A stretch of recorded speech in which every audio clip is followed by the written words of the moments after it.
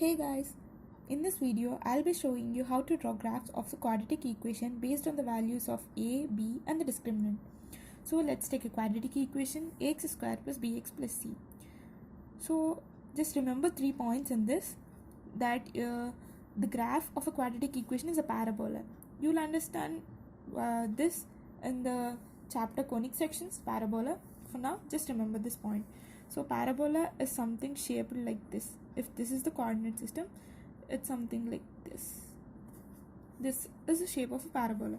If a is greater than 0, then this is open upwards. If a is less than 0, then this is open downwards.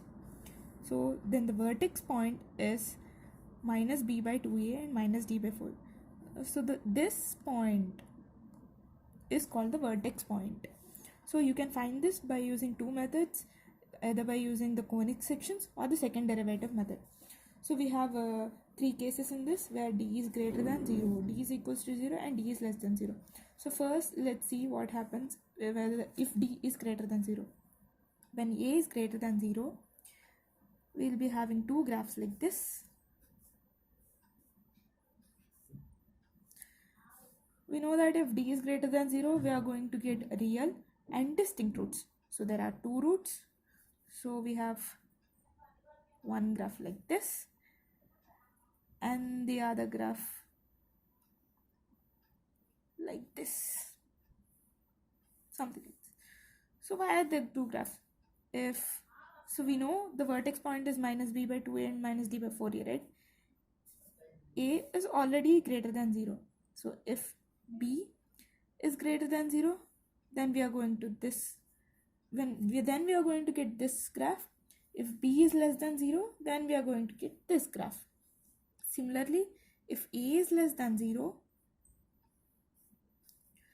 one graph would be like this and the other graph would be like this.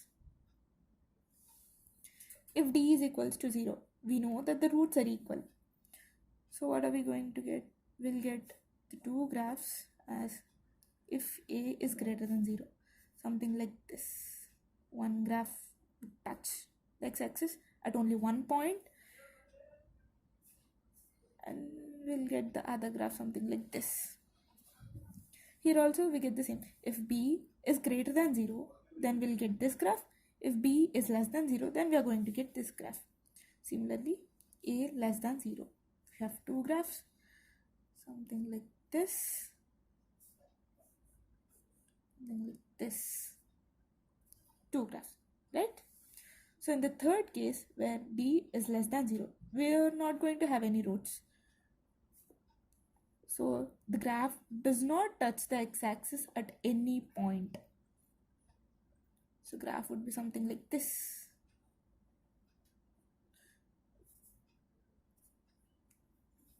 Similarly, if a is less than 0, we'll have the graph in the third and fourth quadrants. Something like this. These graphs are not going to touch x-axis or intersect at any point.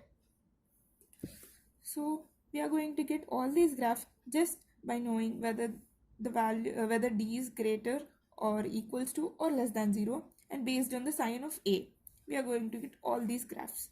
So you need not find each and every point on the equation to get a graph of that. All you have to do is see the sign of a and find the value of d and see whether if b is positive or negative. You will get all these graphs. So if you have understood the concept, please hit a like and subscribe to my channel for more videos. If you have any doubts, you can post them in the comment section below. Thanks for watching.